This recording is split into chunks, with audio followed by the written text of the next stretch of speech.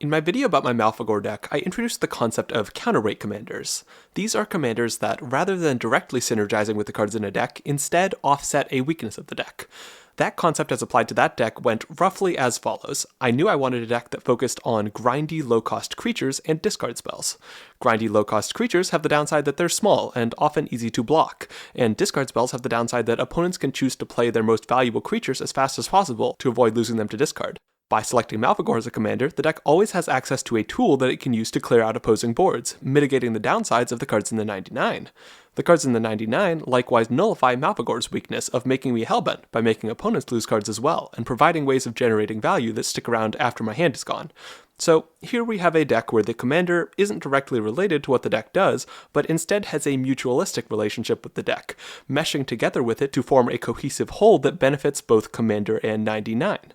Now, this is undoubtedly the most elegant version of a counter-rate commander among my decks, but in retrospect, I think that fact almost serves to obscure the concept a bit.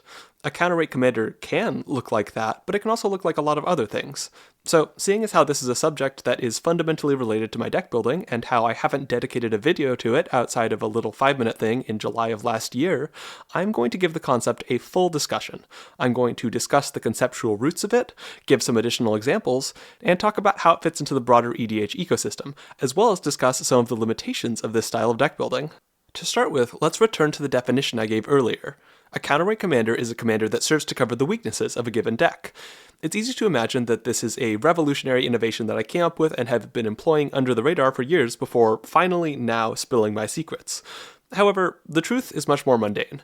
Fundamentally, the idea of a counter-rate commander emerges naturally from the process of rigorously interrogating what in exact detail your command zone is offering you in a given deck.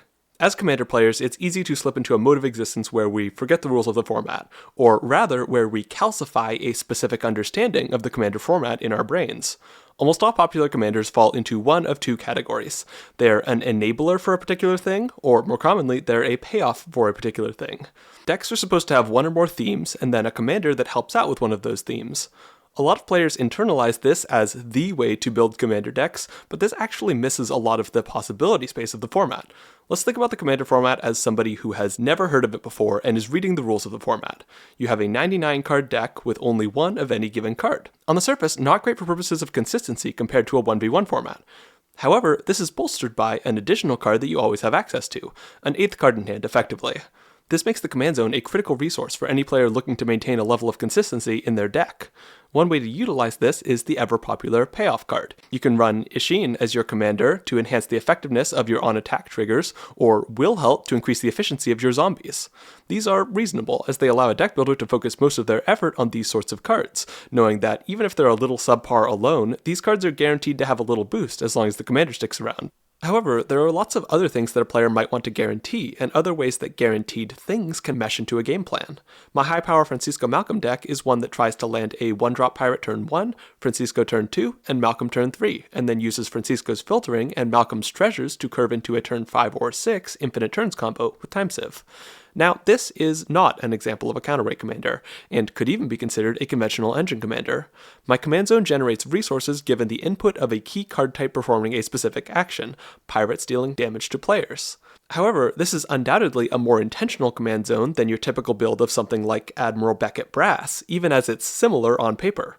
Francisco guarantees that I have a 2-drop available every single game, and Malcolm is a key piece of the deck's combo and also guarantees a source of available mana for my 13 counterspells, even when my lands are tapped out. As I said, this isn't an example of a counter-rate commander, but it involves a similarly meticulous focus on what the command zone offers a player. For a similarly curve-out-oriented example, my Rada deck has the goal of playing Rada Heir to Keld on turn 2 as a mana dork, an explosive vegetation analog on turn 3, and a stream of cascade spells and 6 to 7 cost bombs from turn 4 onward. By fully covering my low-cost ramp, Rada allows me to have nothing below 4 mana in the 99, thereby strengthening the cascade cards and allowing for extremely high top deck quality even with a land count of 41. Now, this actually is an example of a counter-rate commander, and a wonderfully simple one at that. I identified that a turn 2 Rata in the command zone could allow me to eliminate the normally space-hogging element of low-cost ramp in a big mana deck, without losing too much speed, and then the rest of the deck was constructed to further take advantage of that choice. If we think about a commander deck as a stool, I basically removed one leg from that stool, and then shoved my commander under there as a replacement, making additions from there with the fantastic wood savings I'd achieved. Curve out is almost always a factor in my commander deck building choices, but it's not always quite as dominant a factor as it is in my Rata deck. For a now somewhat deprecated example of a counterweight commander, let's talk about my Glissa deck. Glissa Sunslayer is a 3-mana 3/3 Death Touch first strike that allows its controller to choose between drawing a card, destroying an enchantment, and removing 3 counters from something whenever it hits a player. When I first saw this card, I noticed 2 things about it. It can offer a stream of draw, and it's a really good blocker. What sort of deck can make use of a low-cost creature with that sort of profile? A greedy battlecruiser deck, of course. A big mana deck can benefit from having an early utility play guaranteed, as this makes it possible for a deck to focus more of its space on higher-costed cards, while still having early plays. In addition, the First Strike Death Touch pairing makes Glissa a fantastic blocker, allowing the deck to ward off early aggression, a thing that might otherwise cause problems for a greedy late-game deck. I eventually decided that my Rata deck scratches the same itches as this one more effectively, but it's nonetheless useful as a case study for weakness mitigation. As another example, my Liesa deck pairs a commander who is good at deleting opposing life totals with a 99 made up of lower cost hate bears and utility creatures. The deck's hate bears hinder opposing game plans and slow down the pace of games, and Liesa is here to be a reliable way of cutting down life totals in that slowed environment, since she's a great beater that is effectively immune from commander attacks. In both of these cases, the commander's mana value is important, and they're often played when that much mana is available, but they can be pushed back a bit if the deck has a better play. Overall, this counterweight style of commander choice is a really fun one. It provides mechanically textured gameplay, and it also scratches my hipster itches, since it means that my decks are almost always different from opposing decks. However, this isn't a perfect method, and indeed can lead to some problems. One problem that can arise is that when the commander is one of very few cards to play a particular role in that deck's functionality can be greatly hindered if the commander becomes unavailable. One example of this is a Torsten deck I built several months back. It's a deck that's entirely creatures and lands, and which uses playing and blinking Torsten as its only draw, effectively drawing 7 cards per Torsten entry. Upsides: packs a lot of draw into just a handful of deck slots, allowing space for a ton of ramp to guarantee fast rollouts. Downsides: hoo boy, if this deck draws poorly or gets its board wiped too early, it can sit around twiddling its thumbs for multiple turns on end, with all of its card draw behind an imposing 7 or 9 mana barrier. When this deck works, it really works, but the play pattern can just as often be jarring and awkward. So this is an issue that can come up with this sort of deck building, but for it to cause problems as it did in this case, 2 things really need to be true. For one, the deck needs to have no meaningful backup quantity of the thing the commander is providing. My Malphagor deck would really struggle if it didn't have a way to clear out opposing boards, but it runs a decent removal suite in addition to the commander for that exact reason, including a handful of small creature wipes intended to hinder token players who might otherwise get out of hand. By contrast, the Torsten deck has literally no draw outside of the command zone due to how tight space in the deck is, unless you count Zavala as draw. Secondly, the thing the commander is providing needs to be a key requirement for the long-term functioning of the deck in order for there to be a problem.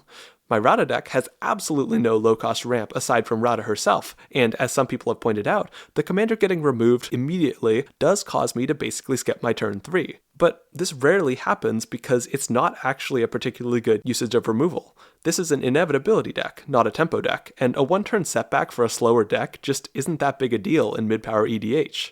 When Rata dies early, I shrug, garner a bit of table sympathy, and then proceed normally starting on turn 4. By contrast, my Torsten deck requires constant access to him, and any barrier to utilizing him stonewalls the deck's game plan. The other potential issue with counterweight commanders is that it can lead to decks that some might find a bit bland in terms of card choice. As you might have noticed earlier, I actually titled my original video on this topic, "A Weird Trick to Making Cool Midrange Decks," which certainly indicates something. It is true that a lot of decks do end up moving somewhat in this direction. My Glissa deck is a pile of generic dudes, my Rata deck is a Cascade-flavored pile of generic dudes, my Liesa deck is a lower curved and somewhat stacksy pile of generic dudes, and if you squint around the interesting bits, my Malphagor deck is also kind of a pile of generic dudes. This fundamentally comes down to the nature of the strategy. At its core, the counter-weight commander method is all about rejecting direct synergy with the commander in favor of a game plan that meshes with the commander indirectly. In EDH broadly, the commander of a deck will often be a central node to begin building the deck's synergies off of, so without that direct synergy relationship, it's easy to end up grabbing best-in-class cards rather than ones that perform a specific dynamic or synergistic game plan. This doesn't mean that all decks with this method need to lack synergy. My Malphagor deck has a bit of direct synergy with self-discard and some other synergy packages that relate to the sorts of game states that my Demon Dragon friend promotes. And my Rata deck likewise features a decent amount of Cascade as a natural offshoot from having a commander that allows me to run very few low-cost cards. It's fully possible to make interesting synergistic decks within the bounds of this method, but it is undoubtedly more difficult, and I consider finding interesting dynamics and card choices within the counter-weight commander framework to be one of the fun challenges of the method. To cap off the video, I'm going to give one more example of a counter-weight commander deck that is something of a deviation from the mid-range framework, and actually, it was the first one I ever built. In 2019, I built a $25 budget combo control Orzhov deck with Campbell, Consul of Allocation, as the commander. Unlike a lot of common control commanders, Campbell doesn't help generate value or control the board. Rather, he's simply a 3-mana 2/3 that drains an opponent for 2 points of life whenever they cast a non-creature spell. So, what's he here for? Well, primarily life gain, which Campbell guarantees a near constant source of. Now, life gain isn't a particularly useful thing on its own. Life totals are a key factor for winning the game, yes, but tempo and value tend to be more important contributors to the winning and losing of games, particularly in a format like Commander where life totals are high by default. Nor is this a deck with much in the way of life gain synergies, effects that trigger when life is gained. So where does life gain fit in here? Well, for one, control decks tend to be weak to life total pressure, so this helps with that, but life gain also helps control decks in another way. See, in a deck with a lot of board wipes, opponents will deploy creatures in tactical numbers. If a control player is at 28 life, a mid-range player might choose to drop maybe 10 or 15 power worth of creatures on board, knowing that that number could threaten a control player's life total without requiring too much commitment. However, if that same control player is at 44 life, suddenly the situation is trickier, and the mid-range player may be tempted into overcommitting into a board wipe. This principle led to a semi-ironic phrase becoming infamous in my playgroup: controlling them with your life total. Aside from this control aspect, it was also useful to have a lot more life than opponents for purposes of winning, since most of the deck's win cons hinged on Sanguine Bond paired with a big life gain effect. As a final bit of utility, Campbell disproportionately hated out fiddly non-creature-based decks, such as the Pool's Spellslinger deck and the Pool's Eggs deck. This is key because these sorts of decks otherwise posed a major challenge to the deck, which focused on creature killing and sorcery speed board wipes. This deck likely wouldn't fare particularly well outside the budget environment it was born in, but it serves as a good reminder of what a single line of text can accomplish in the right environment. It can smooth out bad matchups, indirectly generate value, and help to close out a game. That's the biggest takeaway from all of this. The power of your commander comes, above all else, from context, the situation into which you're dropping them from the command zone. Arrange that context just right, and you'll find all sorts of commanders performing way beyond your initial expectations. Thanks for watching, and thanks to Architect for supporting the channel. I spend way too much time fiddling around with decks, and Architect does a great job facilitating that through its streamlined UI and highly visual presentation. A link to my decks is down in the description. I'd also like to thank my patrons, some of whom are on screen now. I do monthly deck review videos where I go through and analyze a handful of patron decks, so if you want a shot at getting your deck reviewed by me, a link to my Patreon is down in the description.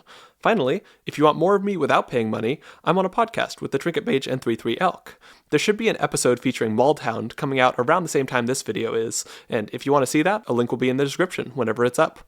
Alright, bye now.